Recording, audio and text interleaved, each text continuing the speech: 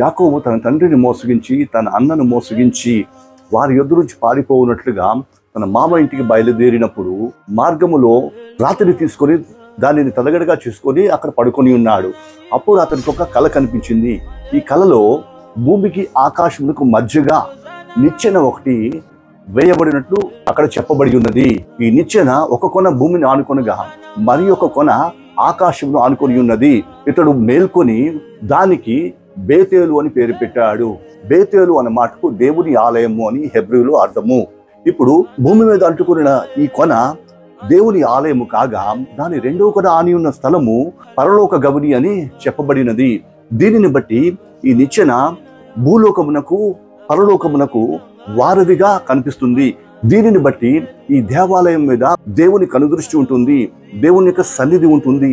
అయితే ఎక్కుచూ దిగుచున్న దేవదూతలు ఏం చేయుచున్నారు అన్న విషయం మనం ఆలోచించినట్టయితే గమనించండి. దేవాలయము అనినప్పుడు అక్కడ దేవునికి స్తుతి ఆరాధన జరుగుతుంటుంది, దేవునికి కానుకలు సమర్పింపబడుతుంటాయి.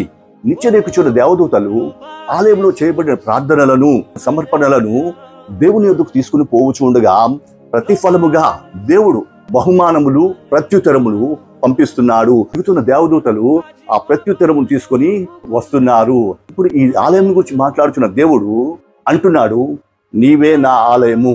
మన దేహము దేవుని ఆలయం అయితే ఈ దేవాలయమునకు పరలోకపు గవినితో సంబంధం ఉండాలి. అప్పుడే నువ్వు అడిగిన ప్రతి యాచనకు దేవుడు జవాబిస్తాడు. నీవు అడుగు పెట్టు ప్రతి చోట నీతో పాటు దేవుని సన్నిధి వస్తుంది. దేవుని సన్నిధి ఉన్న చోట విడుదల ఉంటుంది. నిన్ను బట్టి సమస్యలలో ఉన్నవారు సమస్యల నుంచి విడుదల పొందుతారు. శోధనలో ఉన్న వారి యొద్దకు వెళ్ళినప్పుడు వారి శోధన నుంచి వారికి విడుదల కలుగుతుంది.